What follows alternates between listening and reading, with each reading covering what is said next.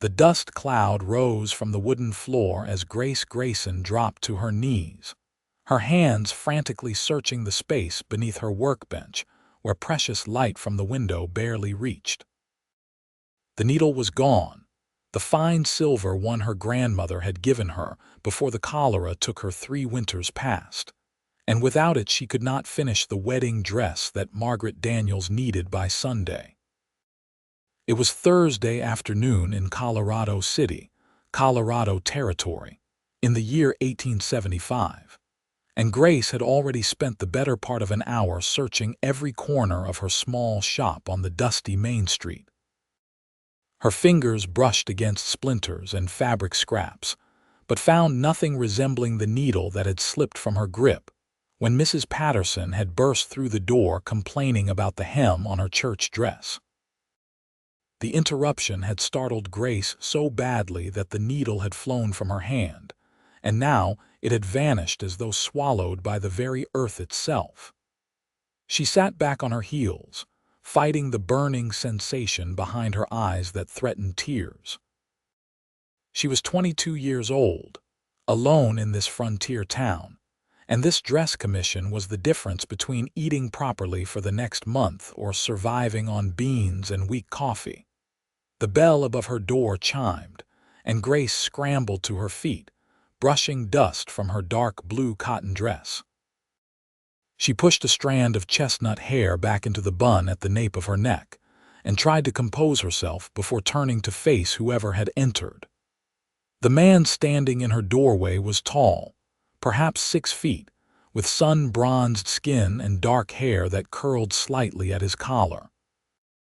He wore the standard attire of a working cowboy: dusty trousers, a worn leather vest over a cotton shirt, and boots that had seen considerable miles. His hat was in his hands, revealing a face that looked to be in his mid-20s, with serious gray eyes that seemed to take in everything at once. "Pardon me, miss," he said, his voice deep and respectful. "I found this outside your door, figured it might be important." He held out his calloused palm, and there, catching the afternoon light, lay her grandmother's needle. Grace felt her breath catch in her throat as she stepped forward, reaching for the precious object with trembling fingers. "Thank you," she whispered, her voice thick with emotion she could not quite control. "I thought it was lost forever." The cowboy watched her carefully, his expression softening as he noticed the dust on her dress and the redness around her eyes. "Been looking for it long, over an hour," Grace admitted, clutching the needle against her chest. "It must have somehow bounced out the door when I dropped it." "I never thought to look outside." He shifted his weight, seeming uncertain whether to leave or stay. "Name's Quinn Jacobson. I work at the Double R Ranch about 5 miles north of town. I was passing by to pick up some supplies when I saw it glinting in the dirt." "Grace Grayson," she replied, managing a small smile. "I'm the seamstress here, though I suppose that's obvious enough." Quinn glanced around the shop, taking in the neat rows of thread spools on the wall, the dress forms standing like silent sentinels, and the partially completed wedding dress draped over the workbench. "Looks like you do fine work." "I try," Grace said, then surprised herself by adding, "though some days it feels like I'm barely keeping my head above water." She had not meant to say that, especially not to a complete stranger, but something about the kindness in his gray eyes made her defenses crumble. She had been in Colorado City for nearly a year now, having come from Missouri after her parents died within months of each other, leaving her with nothing but debts, and the sewing skills her mother and grandmother had taught her. She knew people in town, of course, but she had not made real friends. Most women her age were already married with children, and they looked at her with a mixture of pity and suspicion, as though being unmarried at 22 was some kind of character flaw. Quinn did not speak for a moment, and Grace worried she had said too much. revealed too much of the loneliness that sometimes threatened to suffocate her in the quiet evenings when the last customer had left, and she sat alone in the small room behind the shop that served as her living quarters. "I reckon everyone feels that way sometimes," Quinn finally said. "Working from dawn to dusk, wondering if you're making any progress or just spinning your wheels." Grace looked at him more carefully, noting the weariness around his eyes that spoke of long hours and hard labor. "You've been at the Double R long, 3 years now. Came out from Kansas after my folks' farm failed. Drought took everything." He turned his hat in his hands, a gesture that seemed more thoughtful than nervous. "Started as a ranch hand, worked my way up to foreman last spring." "That's something to be proud of," Grace said sincerely. "Maybe," Quinn said, but he did not sound entirely convinced. "But it's not what I thought my life would be. Had plans once before the drought. Was going to have my own place, maybe a family." Grace understood that sentiment all too well. She had once imagined a different life too, before disease and death had reshuffled all the cards. Plans have a way of changing whether we want them to or not. Quinn met her eyes, and something passed between them, an unspoken recognition of shared disappointment and resilience. "Miss Grayson, I hope this doesn't seem too forward, but you said you felt like you were barely keeping your head above water. Is there something else troubling you besides the needle?" Grace hesitated. It was forward, but his tone held genuine concern rather than nosiness. She found herself wanting to talk to someone, to share the burden that had been weighing on her for weeks now. "The truth is, I'm struggling to keep the shop going," she admitted. "There's not enough business in a town this size to keep me afloat consistently. Some weeks are good, but others I barely make enough to pay my rent to Mr. Fletcher for this building. And winter's coming, which means I'll need money for firewood and warmer clothes." Quinn listened without interrupting, his full attention on her words. When she finished, he nodded slowly. "Have you thought about taking your skills outside of town? The ranches around here, they've got wives and daughters who need dressmaking and mending, but they can't always make it into Colorado City." "I don't have a horse," Grace said quietly. "Can't afford one. What if someone could take you?" Quinn asked. "I could mention you to Mrs. Riley at the Double R. She's been complaining for months that her good dresses need taking in, and her daughter Sarah is getting to the age where she's particular about what she wears. I bet there'd be work for you there and probably at the other ranches too." Grace felt a flutter of hope in her chest. "You would do that?" "Don't see why not," Quinn said simply. "You need the work, they need a seamstress. I've got to go back to the ranch anyway." "I could take you tomorrow if you're willing." "I couldn't impose on you like that," Grace protested, even as part of her wanted desperately to say yes. "It's not an imposition if I'm offering," Quinn pointed out. "Besides, I'll be making the trip either way. Might as well have company." Grace studied his face, looking for any sign of ulterior motives, but found only honest friendliness. "Why are you being so kind to me? You don't even know me." Quinn was quiet for a moment, seeming to consider his words carefully. "When I found that needle outside your door and saw how upset you were when I came in, I guess I just thought about how hard things can be out here, especially when you're on your own. Figured if I could help make your day a little easier, why wouldn't I?" Something in Grace's chest loosened, a knot she had not even realized was there. "All right," she said softly. "I'll go with you tomorrow if you're truly sure it's not too much trouble." "No trouble at all," Quinn assured her. He settled his hat back on his head. "I'll come by around 8 in the morning if that suits you. Bring your sewing supplies and whatever you might need for taking measurements and such." "I'll be ready," Grace promised. Quinn tipped his hat to her and turned to leave, but paused at the door. "Miss Grayson, I'm glad you found your needle." "Thanks to you," Grace replied, warmth spreading through her chest. "Thank you, Mr. Jacobson, For everything. After he left, Grace stood in the middle of her shop for a long moment, turning the silver needle over in her fingers.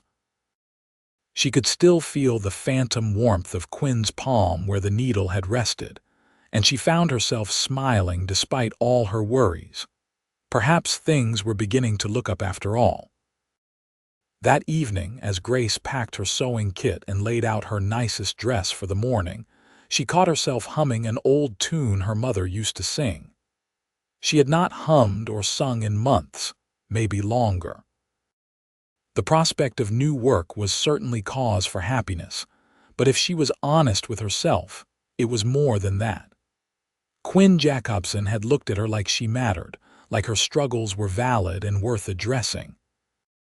In a town where most people barely noticed her existence, that simple act of kindness had sparked something inside her that she had thought long dormant. She slept better that night than she had in weeks, and woke before dawn with an unfamiliar sense of anticipation. She dressed carefully in her deep green cotton dress, the one that brought out the hazel flecks in her brown eyes, and arranged her hair in a practical but neat style. She told herself that she was simply trying to make a good impression on potential customers, not that she cared what Quinn Jacobson thought of her appearance. He arrived exactly at 8, driving a sturdy wagon hitched to 2 horses. He helped Grace load her supplies into the back, his hands careful with her precious fabric samples and thread collection. The morning was cool but promised warmth later, and Grace pulled her shawl around her shoulders as Quinn helped her up onto the wagon seat. "It's about an hour's ride to the Double R," Quinn said as he guided the horses onto the road leading north out of town. "The land gets prettier once we're out of the dust." He was right. As Colorado City fell behind them, the landscape opened up into rolling grasslands dotted with scrub brush and wildflowers that had not yet succumbed to autumn's approach. The sky stretched endlessly overhead, a brilliant blue unmarred by clouds. Grace found herself relaxing, lulled by the rhythm of the wagon wheels and the warmth of the sun on her face. "Tell me about the Riley family," Grace said after a while. "I want to know what to expect." "Mr. Riley owns the Double R with his brother. Good men, fair employers. Mrs. Riley is from Boston originally, came out here when she married 15 years ago. She's educated, refined, likes things done proper. Their daughter Sarah is 17, smart as a whip but restless. Then there's Thomas, their son. He's 14 and mostly interested in horses and avoiding his schoolwork. And you're the foreman now." "Yes, madam. Manage the day-to-day operations, oversee the other hands, work with Mr. Riley on decisions about the herd and such." "That's a lot of responsibility for someone your age," Grace observed. Quinn glanced at her with a slight smile. "I'm 25, Miss Grayson, not so young." "I'm 22, Grace said. "And please call me Grace. All this Miss Grayson business makes me feel like a schoolteacher." "Grace it is," Quinn agreed. "And you can call me Quinn." They fell into an easy conversation as the wagon rolled along, talking about their pasts, their hopes for the future, the small observations about life in Colorado territory that people rarely shared. Grace learned that Quinn missed his parents terribly, that he sent money back to his younger sister who had married and stayed in Kansas, that he dreamed of someday having his own ranch, but doubted he would ever save enough for the land. Quinn learned that Grace had never wanted to be a seamstress specifically, but that she had a talent for it and enjoyed creating beautiful things, that she missed her parents every single day, that she sometimes felt invisible in Colorado City, despite her trade bringing her into contact with half the women in town. "You're not invisible," Quinn said quietly, and when Grace looked at him, she found him already watching her. "I see you just fine." Grace felt heat rise in her cheeks and looked away, her heart beating faster than the gentle pace of their journey warranted. She was not used to such directness, such simple honesty about feelings that most people kept carefully hidden behind layers of propriety. The Double R Ranch appeared in the distance, a sprawling collection of buildings centered around a large main house painted white with green shutters. Corrals held dozens of cattle and horses, and several smaller structures that Grace assumed were the bunkhouse, barn, and storage sheds dotted the property. As they drew closer, she could see men working near the corrals and smoke rising from the chimney of the main house. Quinn pulled the wagon up to the front of the house and set the brake. "Wait here a moment. I'll let Mrs. Riley know we've arrived." He hopped down and strode to the front door, knocking firmly. A woman in her late 30s answered, her dark blonde hair swept up elegantly despite the frontier setting. She wore a practical but well-made dress, and Grace could see immediately that this was a woman who valued quality and appearance. Quinn spoke with her briefly, gesturing back toward the wagon, and Mrs. Riley's expression brightened. She nodded enthusiastically and followed Quinn back to where Grace waited. "Mrs. Riley, this is Grace Grayson, the seamstress I mentioned from Colorado City." Grace climbed down from the wagon with as much grace as she could muster, smoothing her skirts and offering her hand. "Mrs. Riley, it's a pleasure to meet you." "The pleasure is mine, Miss Grayson," Mrs. Riley said warmly, shaking her hand with a firm grip. "Quinn tells me you do excellent work." Heaven knows I've been desperate for a proper seamstress. The woman who used to come out from Denver moved back east last year, and I've been making do with my own limited skills ever since. "I would be happy to help however I can," Grace said. "I brought samples of my work and all my supplies." "Wonderful. Please come inside. We'll have some tea and discuss what needs doing." Grace glanced at Quinn, who nodded encouragingly. "I'll unload your supplies and bring them to the house. Then I've got to check on the men. I'll be around when you're finished." Grace followed Mrs. Riley into a house that was far more elegant than she had expected for a ranch in Colorado territory. The furniture was quality Eastern-made pieces, paintings hung on the walls, and lace curtains framed the windows. Mrs. Riley led her to a sitting room and called for her housekeeper to bring tea. "I hardly know where to start," Mrs. Riley said once they were settled with cups of steaming tea. "I have 3 dresses that need taking in. I've lost weight since we had them made and they hang on me terribly now. Then there's Sarah, my daughter. She needs at least 2 new dresses appropriate for a young lady her age, and Thomas has outgrown nearly everything he owns." "I can certainly handle all of that," Grace assured her. "When would you need everything completed?" "Would a month be reasonable? I'll pay you well, of course. And if your work is as good as Quinn seems to think, I'll recommend you to every woman I know in the area." Grace's mind raced, calculating the work involved and the potential income. "A month should be fine for everything you've mentioned. As for payment, my usual rates are 50 cents for alterations and $2 for a new dress, depending on the complexity and fabric involved." "Very reasonable," Mrs. Riley said approvingly. "I'll pay you $3 per dress for Sarah since I want them particularly well made. She's at an age where appearance matters to her greatly." They spent the next 2 hours going through Mrs. Riley's wardrobe and taking measurements of both Mrs. Riley and Sarah, who had been summoned from her studies and proved to be a lively girl with decided opinions about fashion. By the time Grace had noted everything down and discussed fabric choices and styles, she had secured enough work to keep her busy for weeks and earn more money than she typically made in 2 months. "Miss Grayson, I cannot tell you what a relief this is," Mrs. Riley said as she walked Grace to the front door. "You must come back in a week to show me your progress and we'll have lunch. I do miss having another educated woman to talk with." "I would like that very much," Grace said, surprised by how much she meant it. Mrs. Riley was cultured and intelligent, the kind of woman Grace had thought she might never befriend in this rough territory. Quinn was waiting by the wagon, looking freshly washed though still in his work clothes.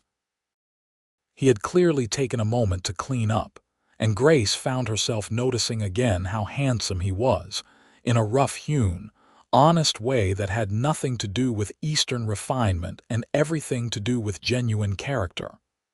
"Successful visit?" he asked as he helped her back onto the wagon seat. "Very," Grace said, unable to keep the smile from her face. "Mrs. Riley hired me for several projects, enough to keep me fed and housed through the winter if I'm careful." "That's wonderful news," Quinn said, and he sounded genuinely happy for her. He climbed up beside her and took the reins.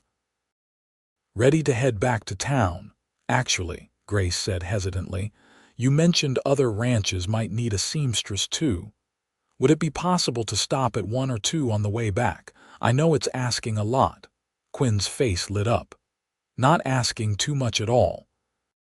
There's the Broken Arrow about 3 miles west of here, and the Triple Creek another 2 miles beyond that. Both have families that could use your services, I'd wager." They spent the rest of the afternoon making stops at both ranches, and at each one, Grace secured additional work. The women were thrilled to have a seamstress willing to travel to them, and Grace quickly learned that Quinn was well respected among the ranching community. His introduction carried weight, and the families trusted his judgment about her skills. By the time they were finally heading back to Colorado City, the sun was lowering toward the horizon, painting the sky in shades of orange and pink that took Grace's breath away. She was tired but exhilarated, her notebook full of measurements and project notes, her mind already planning the work schedule she would need to maintain to complete everything on time. "Thank you," she said to Quinn as the wagon rolled along. "I know I already said it, but truly, thank you.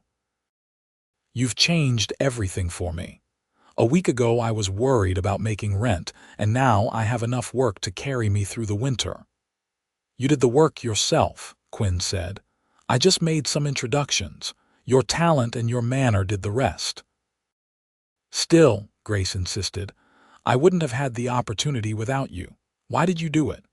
"Really?" Quinn was quiet for a long moment, his eyes on the road ahead. When he finally spoke, his voice was soft but sincere. "When I came into your shop yesterday and saw how upset you were, something just struck me. You looked so alone, so worn down by trying to manage everything by yourself. I know that feeling. I've been alone since I came to Colorado, working every day, saving every penny with no real friends to speak of. Just work and more work, day in and day out." He paused, then continued. "And I thought, here's this woman who's trying so hard, who's got real skill and determination, and she just needs someone to give her a hand up. I figured I could be that someone. But also, I guess I was hoping that maybe helping you might mean I'd get to know you better. That maybe we could both be a little less alone." Grace felt her throat tighten with emotion. She had spent so long believing that no one in Colorado City truly saw her or cared about her struggles, and here was this man who had seen straight through to her loneliness and responded with simple, genuine kindness. "I would like that," she said quietly. "To be less alone, I mean. To know you better." Quinn turned to look at her, and the smile that spread across his face was like sunrise breaking through storm clouds. Yeah, Grace confirmed, smiling back at him.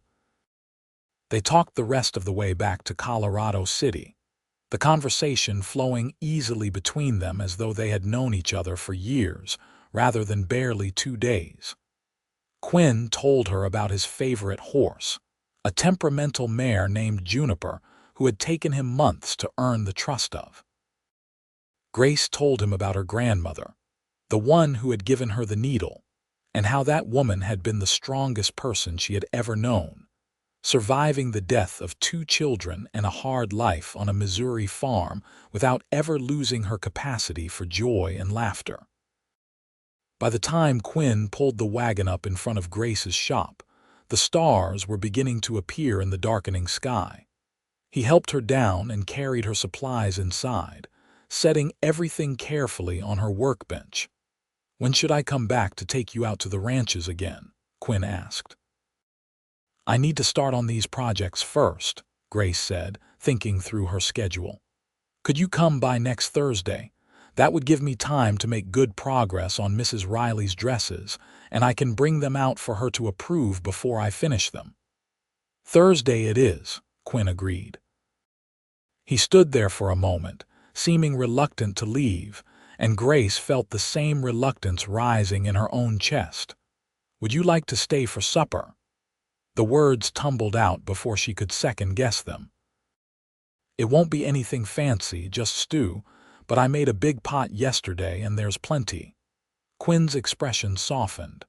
"I would like that very much." Grace led him through the shop to her small living quarters in the back. It was a modest space, just a bed, a small table with 2 chairs, a stove, and a few shelves for her personal belongings. She felt suddenly self-conscious about the plainness of it, but Quinn did not seem to notice or care. He sat at the table while she heated the stew and sliced bread, and they ate together as the lamp light created a cozy circle of warmth against the darkness outside. "This is good," Quinn said appreciatively. "Better than the grub we get at the bunkhouse, that's for certain." "My mother taught me to cook before she taught me to sew," Grace said. "She used to say that a person could survive without fancy clothes, but everyone needs to eat." "Smart woman." "She was," Grace agreed, feeling the familiar ache of loss. "I wish you could have met her." "She would have liked you." "What makes you say that?" "She always said the measure of a person was in their actions, not their words. You're someone who takes action when you see a need. She would have respected that." They lingered over the meal, neither seeming eager to end the evening. Finally, though, Quinn stood reluctantly. "I should get back to the ranch. It's a long ride in the dark." Grace walked him back through the shop to the front door. "Be careful on the road, always am." Quinn settled his hat on his head, then paused.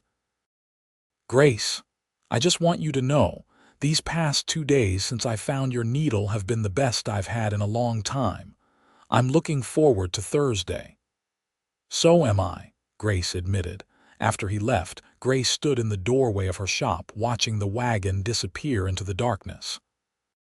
The emptiness that usually filled her living space felt different tonight, less like loneliness and more like anticipation. She turned back inside with a smile on her face and stayed up late into the night working on Mrs. Riley's dresses, her needle flying through fabric as her mind replayed every conversation she had shared with Quinn Jacobson. The week that followed was perhaps the busiest of Grace's life. She worked from first light until her eyes grew too tired to focus, determined to have substantial progress to show Mrs. Riley.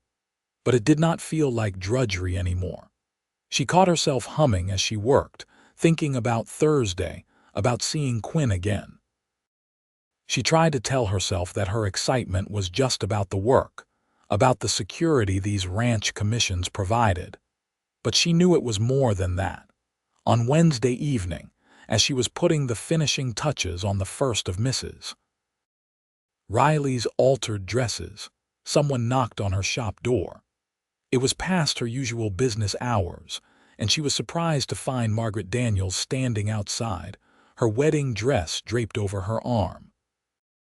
"Miss Grayson, I'm terribly sorry to bother you so late," Margaret said, "but I've got a problem with the dress." Grace ushered her inside, her heart sinking. "What kind of problem?" "It's not your work," Margaret assured her quickly. "The dress is beautiful, perfect really. It's just that my cousin Emma arrived yesterday from St. Louis, and she's going to be my maid of honor. She needs a dress too, something that will complement mine but not overshadow it. The wedding is in 9 days. Is there any way you could possibly make something in time? 9 days was a tight deadline, especially with all the ranch work Grace had committed to, but she found herself nodding. I can do it. It will cost extra for the rush, though. I'll pay whatever you need, Margaret said with obvious relief. Oh, Miss Grayson, you're a lifesaver. Emma can come in tomorrow for measurements if that works for you. After Margaret left, Grace sat down at her workbench and reorganized her entire schedule. She would have to work even longer hours to fit everything in, but it was possible. And more importantly, it meant more money, more security. She was building something here, a real business, a real life. Thursday morning dawned bright and clear, and Grace was ready long before Quinn was due to arrive. She had packed the dresses to show Mrs. Riley, along with her supplies for taking measurements for Emma's dress later that afternoon. When she heard the wagon pull up outside, her heart jumped in a way that had nothing to do with business and everything to do with the man driving it. Quinn looked tired when he came through the door, and Grace noticed immediately. Long week? She asked. One of the hands quit suddenly, so I've been pulling double duty, Quinn admitted. But I wouldn't miss today for anything. They loaded the wagon and set off, and despite his tiredness, Quinn seemed to come alive as they talked. Grace found herself telling him about Margaret's cousin and the rush dress order, and about the smaller projects that had trickled in from women in Colorado City who had heard about her new ranch customers. Sounds like you're becoming the most sought-after seamstress in the territory, Quinn observed. I don't know about that, but I'm definitely busier than I've ever been, Grace said. It's a good feeling being needed, having purpose. I know what you mean, Quinn said. Though I'll admit, sometimes I wonder if there's more to life than just work. Like what? Like having someone to share it all with, coming home to more than an empty bunk in a building full of men who snore.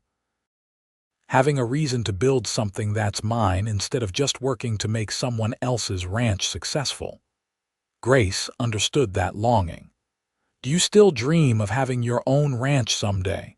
Sometimes, Quinn said, but it feels less important than it used to. Lately, I've been thinking that who you share your life with matters more than what you have. The weight of that statement hung between them, full of implication. Grace's pulse quickened, but before she could formulate a response, they crested a hill, and the double R came into view below them. Mrs. Riley was delighted with the progress on her dresses, and immediately scheduled Grace for another visit in 2 weeks. She insisted Grace join the family for lunch, and Grace found herself sitting at an elegant dining table with Mrs. Riley, Sarah, Thomas, and Mr. Riley, who turned out to be a jovial man in his 50s with a booming laugh and genuine warmth. Quinn joined them, sitting beside Grace, and she was struck by how natural it felt, like they were part of something together. After lunch, Mrs. Riley pulled Grace aside.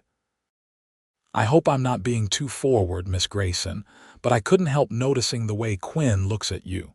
He's a good man, one of the best we've ever had working here. I just thought you should know that in case you were wondering about his character. Grace felt her cheeks warm. Thank you, Mrs. Riley. He's been very kind to me. Kind is one word for it, Mrs. Riley said with a knowing smile. That boy is smitten. Anyone with eyes can see it. The question is, are you smitten too? Grace hesitated, then decided on honesty. I think I might be, yes, but we've only known each other a week. Is it foolish to feel this way so quickly? Not foolish at all, Mrs. Riley assured her. I knew Mr. Riley was the man I would marry within 3 days of meeting him. When you know, you know. The heart has its own timeline. Those words stayed with Grace as she and Quinn made the rounds to the other ranches that afternoon, collecting items for mending and taking new measurements. By the time they were heading back to Colorado City, the sun was setting again, and Grace realized she had now spent 3 full days with Quinn in the span of a week. It felt both like no time at all and like she had known him her entire life. "Can I ask you something personal?" Grace said as the wagon rolled along through the twilight. "Anything," Quinn replied. "Mrs. Riley said you're one of the best workers they've ever had. Why haven't you moved on, tried to find a place where you could buy land of your own instead of just working for someone else?" Quinn was quiet for a long moment. "Honestly, I've been saving money, but also I've been stuck. Couldn't figure out what I really wanted where I wanted to be. A ranch of my own sounds good in theory, but the reality is it would be lonely. Years of scraping by with no one to share it with. And I kept thinking there had to be more to life than just accumulating property and cattle." "What changed?" Grace asked softly. Quinn looked at her, his eyes reflecting the last light of day. "I found a needle outside a seamstress shop and met a woman who made me remember that happiness is not about what you have, but who you have it with."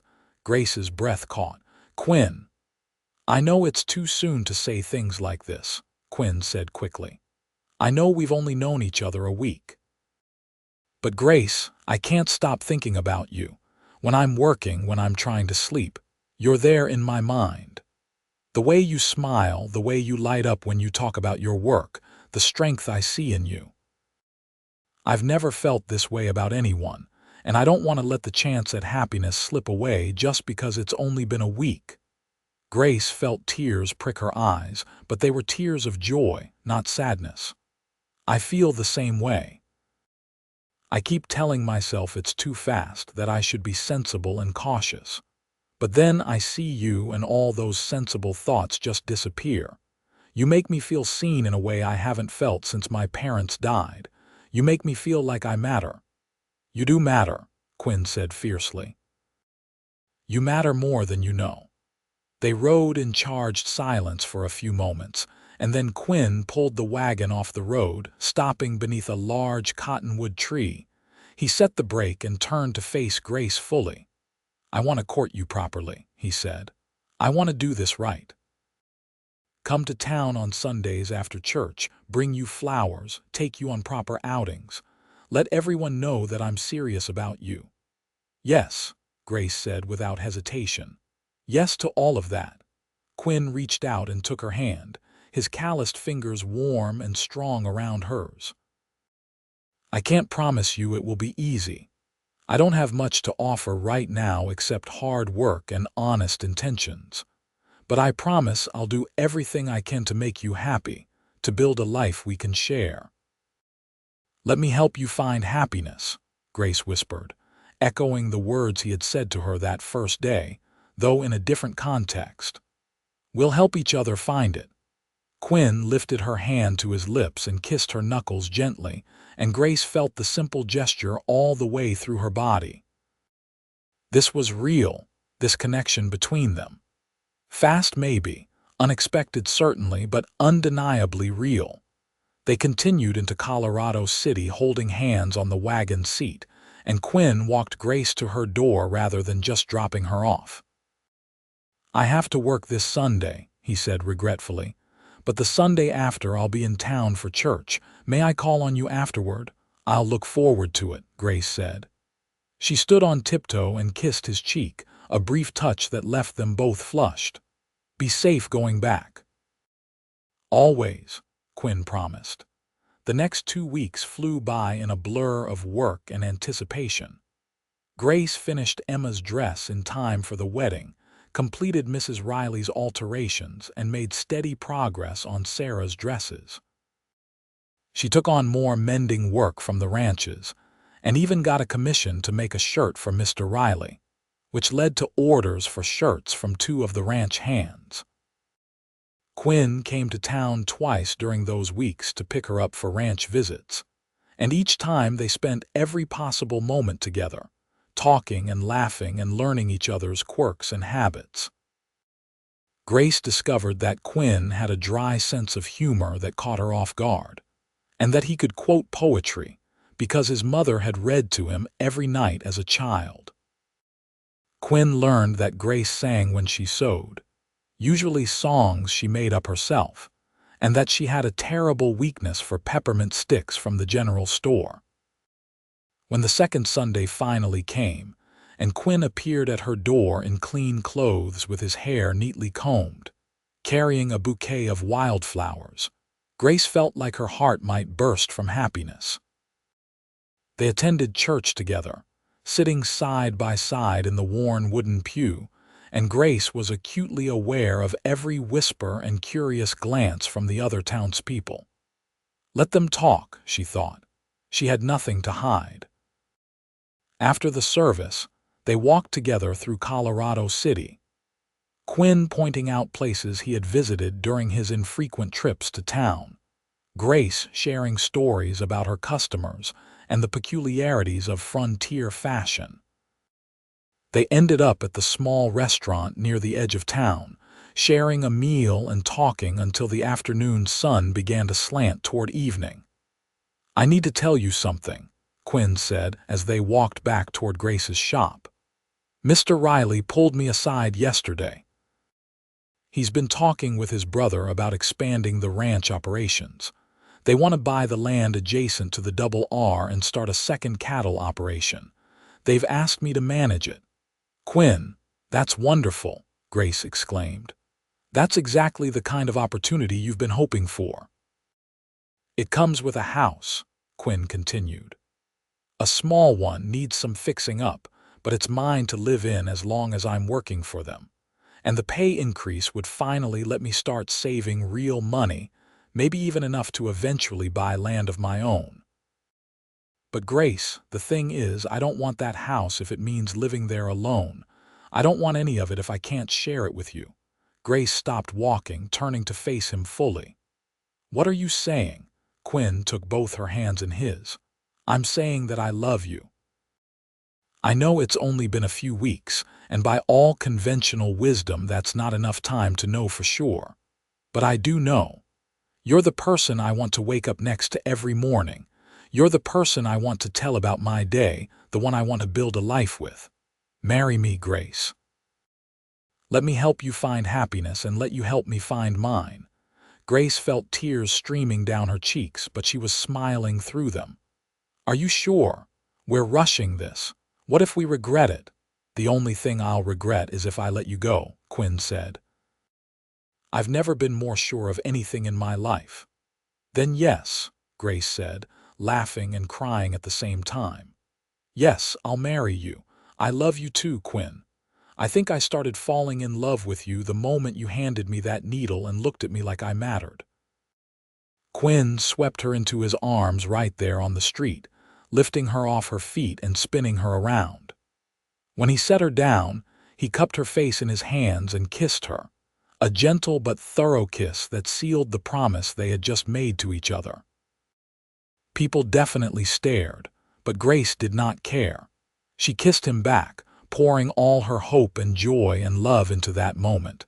They were married 3 weeks later in a simple ceremony at the small church in Colorado City. Mrs. Riley and Sarah helped Grace make her wedding dress, a beautiful creation in ivory silk that Mrs. Riley had brought with her from Boston years ago and never found occasion to wear. Grace fashioned it into something suitable for a frontier wedding, but with elegant touches that made her feel like a princess. The entire Riley family attended, along with several of the ranch families Grace had been working for.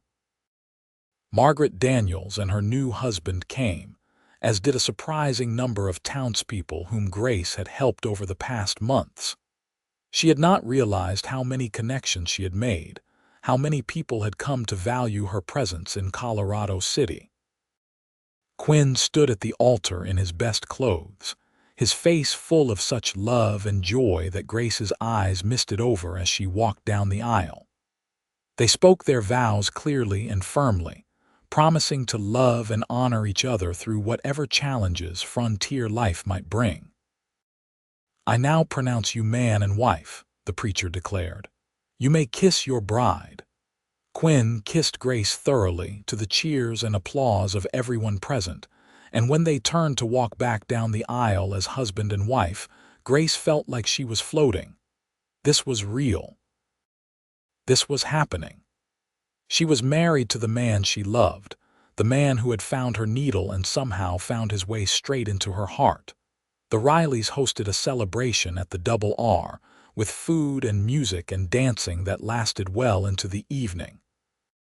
Grace danced with Quinn under the stars, his arms strong around her, and thought about how drastically her life had changed in just a few short weeks. From lonely and struggling to loved and secure, all because a needle had slipped from her fingers and a kind cowboy had picked it up. Happy. Quinn murmured against her hair as they swayed to the music. Happier than I ever imagined possible, Grace replied honestly. They spent their wedding night in the small house on the Riley property, the one that came with Quinn's new position. It was indeed small and needed work, but Grace saw nothing but potential. Over the following weeks, as she continued her seamstress work from their new home, she also sewed curtains for the windows, cushions for the chairs, and gradually transformed the bare space into a real home. Quinn was gone long hours managing the new cattle operation, but he always came home to Grace with stories about his day and questions about hers. They would sit together in the evenings, Grace mending clothes while Quinn worked on repairing furniture or tools, comfortable in each other's presence in a way that felt both exciting and deeply peaceful. Winter came to Colorado territory, bringing snow and cold that sometimes made travel difficult. Grace's ranch visits became less frequent, but she had built up enough steady work that money was not a concern. She spent the long winter evenings sewing and planning, already thinking about spring and the possibility of expanding her business even further.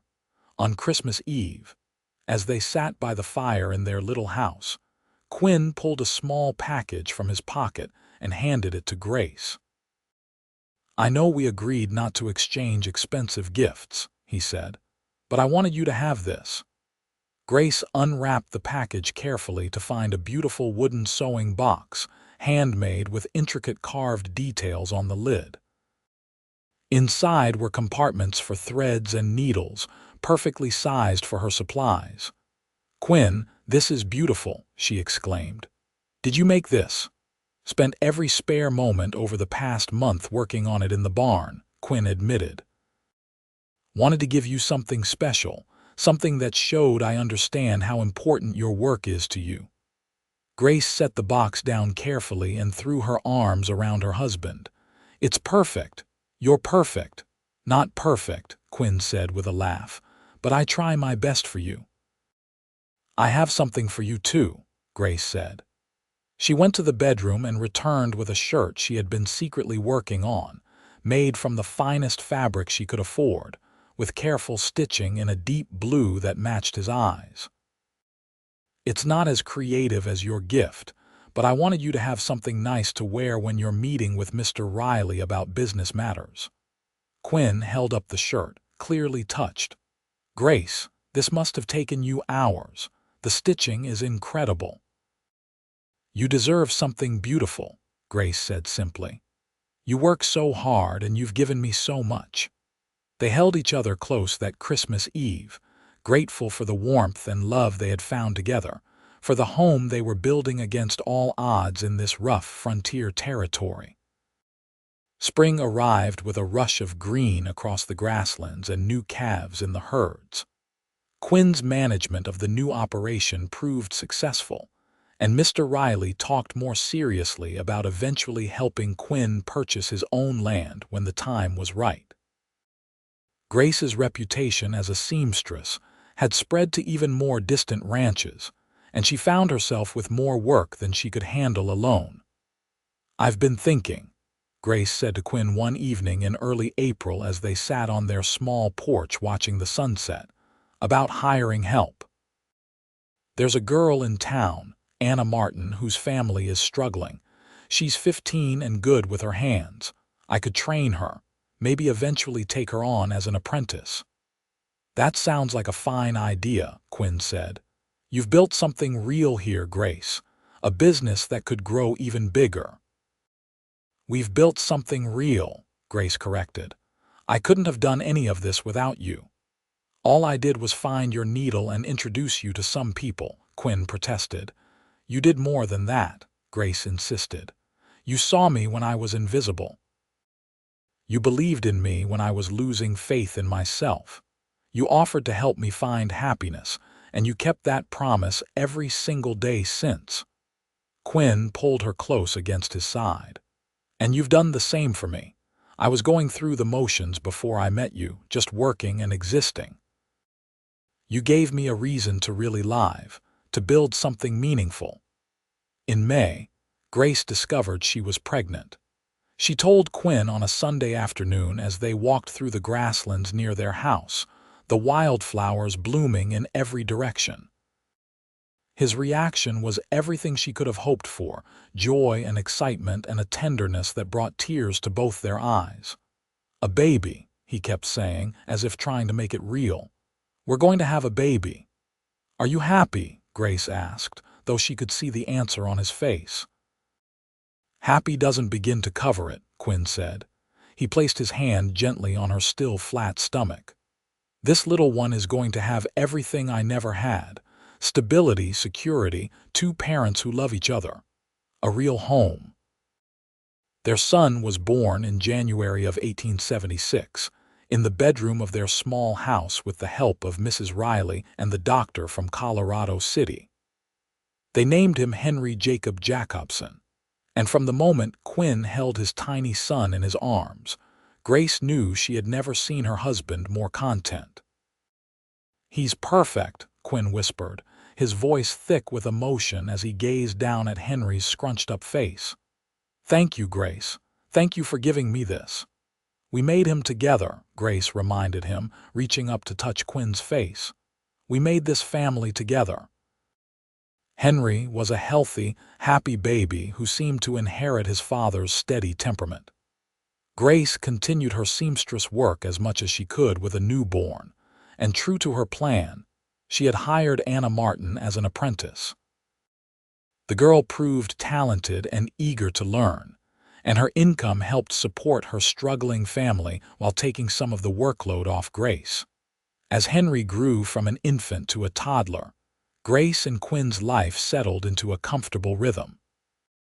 Quinn's success, managing the second Riley operation, had impressed the brothers enough that they offered him a partnership stake in the expansion, a significant step toward his dream of land ownership. The small house had been added onto, gaining 2 more rooms and a proper workshop space where Grace could run her seamstress business. On a warm afternoon in June of 1878, Grace sat on the porch with 2-year-old Henry playing at her feet while she hemmed a dress. Quinn rode up earlier than usual, his face bright with news. "The Dawsons are selling their land," he announced as he dismounted. 500 acres bordering the Riley property to the east. "Mr. Riley says if I want it, he'll help me with the purchase price. Let me pay him back over time." "Grace, we could have our own ranch, our own land." Grace set down her sewing carefully, her heart racing. "Are you sure? That's a huge undertaking." "I've been working toward this my whole life," Quinn said, coming to sit beside her on the porch. "But only if you're ready for it too. It would mean even harder work, at least for the first few years. Long days, less security than we have now." Grace looked at Henry, now trying to stack wooden blocks, then back at her husband. "Tell me honestly, is this what you want? Will owning land make you happy?" Quinn thought about it seriously. "What makes me happy is right here. You, Henry, the life we've built. But yes, having land of our own, building something we can pass on to our children, that would make me proud. It would feel like I finally accomplished what I set out to do when I left Kansas." "Then let's do it," Grace said decisively. "We've taken risks before and they've paid off. We'll make this work too." The purchase went through by August, and suddenly Grace and Quinn were landowners, responsible for 500 acres of Colorado territory.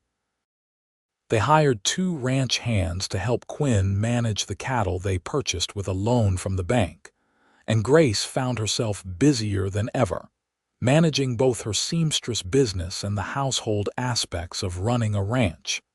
But she had never been happier. Watching Quinn work land that was truly his, seeing the pride and satisfaction on his face at the end of each long day, made every challenge worth it.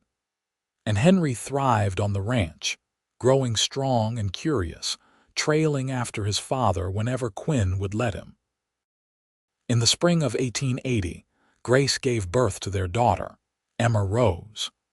The birth was easier than Henry's had been, and Emma proved to be a spirited baby with a strong will and her mother's hazel eyes. Quinn doted on both his children, but there was something especially tender about watching him hold his tiny daughter, singing her the lullabies his own mother had sung to him. 2 children, a ranch, a wife I love more each day, Quinn said one night as they sat together after putting the children to bed. Sometimes I still can't believe this is my life, that I got this lucky. It wasn't luck, Grace said. It was work and faith and taking chances. It started with a needle, Quinn reminded her. If you hadn't lost that needle, if I hadn't found it, none of this would have happened. Then I'm grateful every day that my hand slipped, Grace said. That needle led me to you and you led me to happiness. The years continued to pass, each bringing its own challenges and joys.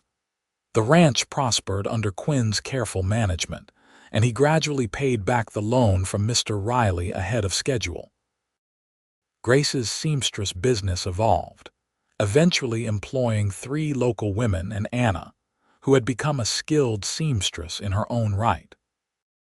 Together, they could handle all the commissions from the growing number of ranches in the area, and Grace had even begun selling some of her original dress designs to shops in Denver. Henry grew into a serious, capable boy who loved working alongside his father, learning everything about ranching. Emma was her mother's shadow, fascinated by fabrics and colors, already showing talent with needle and thread at age 5. In the spring of 1885, Grace gave birth to their 3rd child, a son they named Thomas Quinn, and their small ranch house had to be expanded yet again to accommodate their growing family. Life was not without difficulties. There were harsh winters when they lost cattle, dry summers when they worried about water. There were times when money was tight, and they had to make hard choices about which bills to pay first. Grace's parents and grandmother were gone, and she sometimes felt the ache of that loss, wishing they could see the life she had built. Quinn's sister in Kansas wrote rarely, and he worried about her, though they were too far apart to offer much help. But through all the challenges, Grace and Quinn remained steady together, their partnership weathering every storm. They had learned to lean on each other, to communicate honestly, to support each other's dreams while building shared ones. On a summer evening in 1887, 12 years after Quinn had found Grace's needle outside her shop, they sat together on the porch of their expanded ranch house, watching the sun set over land that was truly theirs. Henry, now 11, was in the barn tending to his horse. Emma, 7 years old, was inside helping her little brother Thomas with his bedtime routine. "Do you ever think about that day?" Grace asked quietly. "The day you found my needle, all the time," Quinn admitted. He took her hand, their fingers interlacing in a gesture that had become as natural as breathing. "I think about how close I came to just riding past your shop. If I'd been 5 minutes later, someone else might have found that needle, or the wind might have blown it away." "But you didn't ride past," Grace said. "You stopped. You picked up something small and easily overlooked, and you brought it to someone who needed it." "I got far more than I gave that day," Quinn said. "I was looking for a needle and found a whole life instead." Grace leaned her head on his shoulder, comfortable and content in a way she had never imagined possible during those lonely months in Colorado City, before Quinn walked through her door. "You offered to help me find happiness, and you kept that promise. Every single day, you've kept that promise." "So have you," Quinn replied, kissing the top of her head. "You took a chance on a cowboy who didn't have much to offer except honest intentions and hope for the future." "You had more to offer than you realized," Grace told him. "You offered yourself, your heart, your willingness to build something together. That was everything I needed." They sat in peaceful silence, watching the stars emerge in the darkening sky. From inside the house came the sound of Emma's laughter and Thomas's squealing protest about bedtime. The cattle lowed softly in the distance, and somewhere a coyote sang to the moon. This was their life, built from a chance encounter and a found needle, from kindness and courage and willingness to take a risk on love. Grace's seamstress shop in town had been rented out to another hopeful businesswoman, but Grace kept her grandmother's silver needle in a place of honor on her dresser, a reminder of how something small and seemingly lost could lead to everything found. "I love you," Quinn said softly, the words as heartfelt as the first time he had spoken them. "I love you too," Grace replied, and meant it with every fiber of her being. They had found happiness together, just as Quinn had promised all those years ago. Not because life was easy or perfect, but because they had chosen each other every day, through every challenge and triumph. They had built a life, a family, a legacy that would continue long after they were gone. Henry would eventually take over the ranch, running it with the same careful dedication his father had shown. Emma would become a renowned dressmaker, opening a shop in Denver that would serve the finest families in Colorado. Thomas would surprise everyone by becoming a teacher, dedicating his life to education in frontier communities. But that was all in the future, unknown and unwritten. For now, Grace and Quinn simply sat together on their porch, hands clasped, hearts intertwined, grateful for the needle that had been lost and the love that had been found. They had helped each other find happiness, and in doing so had created something beautiful and lasting in the wild Colorado territory they called home. The ranch prospered through the following years, weathering economic ups and downs that affected the entire territory. Quinn had a natural gift for raising cattle, and an even better gift for managing people, earning loyalty and respect from the hands who worked for them. Grace's business acumen proved equally valuable, as she diversified their income streams and insisted they save during good years to prepare for lean ones. As the children grew older, Grace and Quinn found new rhythms to their relationship. There were quiet mornings when they would wake before dawn and sit together with coffee, talking about their plans for the day. There were evenings when they would walk the boundaries of their land hand in hand, discussing everything and nothing. And there were nights when they would lie together in their bed, grateful for the warmth and comfort of a partner who knew them completely. "You remember," Grace said one night as they lay in the darkness, "when you said that who you share your life with matters more than what you have?" "I remember," Quinn replied, pulling her closer. "You were right," Grace said softly. "Everything we've built, the ranch, my business, our home, it would all be meaningless without you. You're the foundation everything else is built on." "Funny," Quinn murmured against her hair. "I was just thinking the same thing about you." In 1890, when Colorado achieved statehood, Quinn and Grace traveled to Denver with the children to witness the celebration. Standing in the crowded streets, watching the fireworks explode over the new state capitol, Grace felt a swell of pride and belonging. This was her home now, not just the ranch but all of Colorado. She had put down roots here, raised children here, built a life here. The lonely seamstress from Missouri was gone, replaced by a confident woman who knew her worth and her place in the world. The years continued their steady march forward, bringing gray to Quinn's hair and lines around Grace's eyes that she earned through decades of smiling. Their children grew into adults, each finding their own path while remaining close to the family. The ranch expanded further when they were able to purchase adjacent land, and Grace's business evolved into something she could largely manage while training and supervising others. On their 25th wedding anniversary in 1900, Quinn surprised Grace with a trip to Denver, their first time away from the ranch together without the children in all their years of marriage.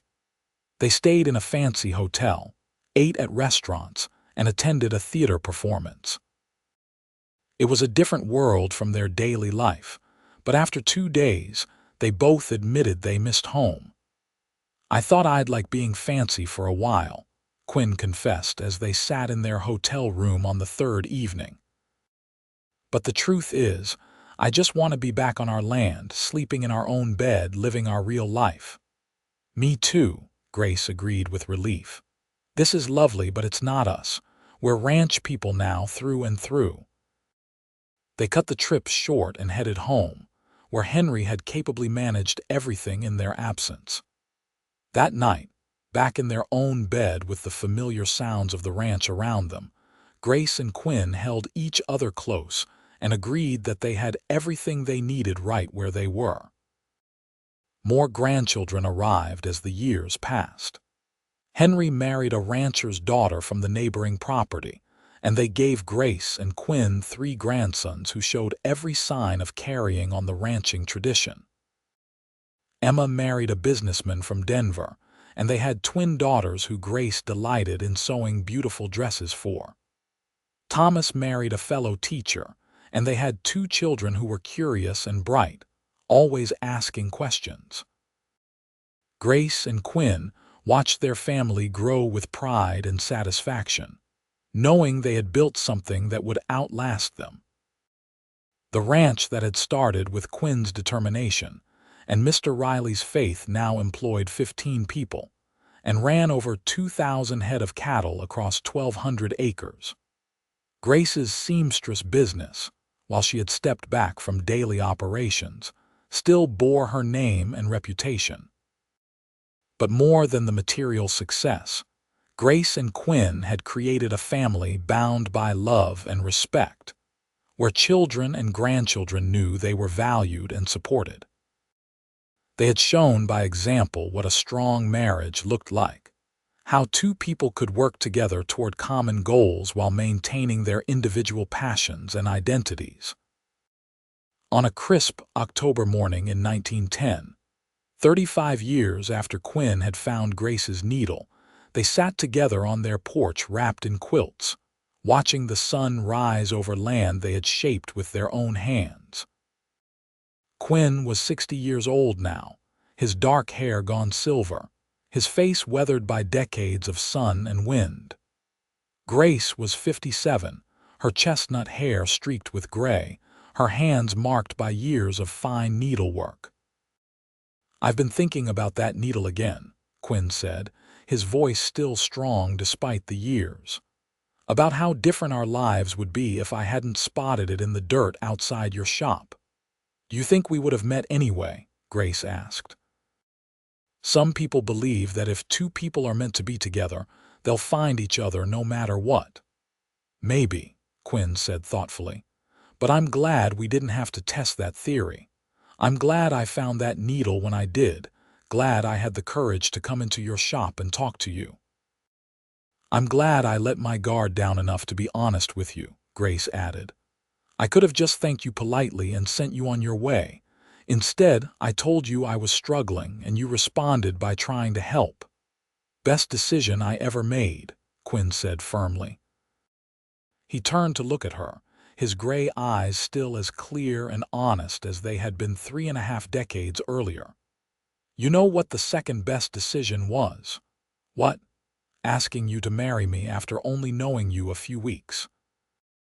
Everyone probably thought we were crazy, rushing into things like that." "We were a little crazy," Grace admitted with a laugh. "But we were also right. We knew what we wanted and we had the courage to reach for it. They sat together as the sun climbed higher, warming the morning air. Inside the house, they could hear movement as the household began to wake. Henry and his family were staying with them for a few days while repairs were made to their own home, and the sounds of grandchildren getting ready for the day filled the ranch house with life and energy. No regrets? Quinn asked quietly. Grace considered the question seriously, reviewing the past 35 years in her mind. There had been hard times, certainly. Children's illnesses that terrified her, financial scares that kept them awake worrying, the normal conflicts and frustrations of any long marriage. But weighing all of that against the joys, the love, the deep satisfaction of a life fully lived together, the answer was clear. Not a single one, she said firmly. You. Only that I didn't find you sooner, Quinn replied. But then again, maybe we both needed those years of struggle before we met. Maybe they taught us what we needed to know to appreciate what we have. Grace nodded slowly. I think you're right. I don't think I would have valued you properly if I hadn't spent time being alone and lost. And you might not have recognized what you wanted in a partner if you hadn't experienced that loneliness at the ranch. We were both ready, Quinn said. Ready to take a chance, ready to build something together, ready to love without holding back. The front door opened, and 3 of their grandsons tumbled out onto the porch, full of boyish energy and loud voices. They surrounded their grandparents, asking about breakfast and chores, and whether they could ride the horses later. Grace and Quinn answered patiently, giving hugs and tousling hair, delighting in the chaos of family. This was their legacy. Grace thought as she watched Quinn laugh at something the youngest grandson said. Not just the land or the businesses, but this, the family they had created through love and commitment. Children and grandchildren who knew they were loved, who had the security and stability that both she and Quinn had lacked in their early years. That evening, after the grandchildren were in bed, and Henry and his wife had retired to the guest room, Grace and Quinn sat together in their bedroom. Grace was mending one of the boys' torn shirts while Quinn read the newspaper, a scene they had repeated thousands of times over the decades. Quinn, Grace said softly. Thank you for offering to help me find happiness all those years ago, and thank you for keeping that promise every day since. Quinn set down the newspaper and came to sit beside her on the bed. He took the mending from her hands and set it aside, then took both her hands in his. Grace, helping you find happiness was the most selfish thing I ever did because your happiness became mine. Every smile, every laugh, every moment of joy you've experienced, I've felt it too. That's what love is, I think, when someone else's happiness becomes essential to your own. Grace felt tears well up in her eyes. After all these years, he could still move her with his words, still make her feel cherished and valued. I love you so much, she whispered. More now than even on our wedding day. That's because we've built something real, Quinn said. Love isn't just a feeling, it's actions and choices and showing up for each other every single day. We've done that for each other, and that's why our love has grown instead of fading. They held each other close, 2 people who had started as strangers and become partners in every sense of the word.